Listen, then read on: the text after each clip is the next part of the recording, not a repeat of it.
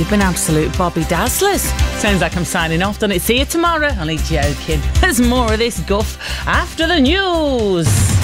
This is Radio 2 on BBC Sounds. And on your smart speaker. Play BBC Radio 2.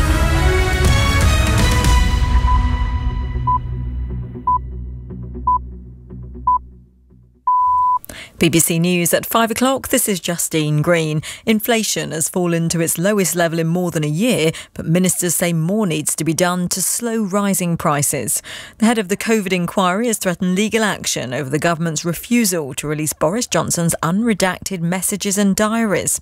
And scientists have used brain implants for the first time to help a paralysed man walk again. The Chancellor, Jeremy Hunt, has said there's no room for complacency after inflation fell by less than expected last month. Figures from the Office for National Statistics show prices increased by 8.7% in the year to April, the first time the figure has dropped below 10% since August. But most economists expected a sharper fall. Mr Hunt says ministers are focused on reducing inflation further. Whilst it is welcome that the headline rate of inflation has fallen, these numbers show there is absolutely no room for complacency. Yesterday we had a decisive vote of confidence in the management of the UK economy from the Managing Director of the International Monetary Fund. We now know that we have to stick to the plan to bring down inflation. In the past half hour, South Wales Police have again insisted there was no police vehicle in the street in Cardiff where two boys were killed in a crash on Monday evening. Security camera footage showed a police van following an electric bike minutes before the accident. Kyrie Sullivan, who was 16, and 15-year-old Harvey Evans both died. There were riots after the accident in the Ely area.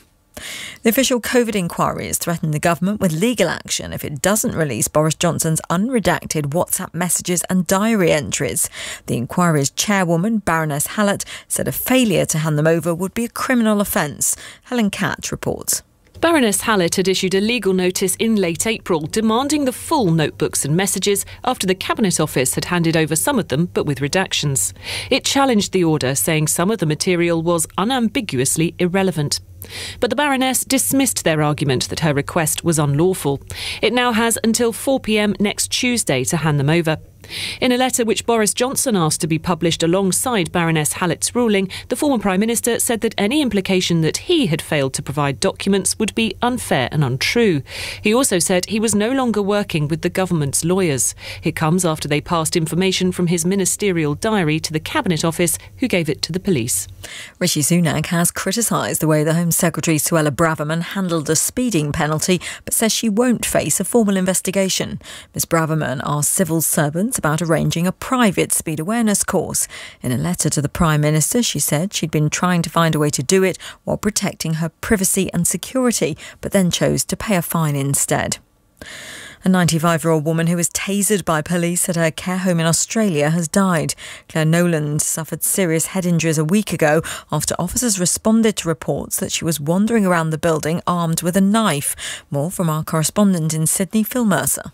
Claire Noland was tasered twice as she approached officers, holding a serrated steak knife at a nursing home. She was using a walking frame at the time. The great-grandmother, who had dementia, fell and fractured her skull. The police in Australia say she died peacefully in hospital in the town of Cooma, south of Canberra, surrounded by her family. The senior constable who tasered the 95-year-old woman has been charged with assault. He's due to appear in court in July. For the first time, a paralysed man has been able to walk simply by thinking about it, thanks to electronic brain implants. The research is still at an experimental stage, but a leading UK spinal charity says the development is very encouraging. Here's our science correspondent, Palab Ghosh.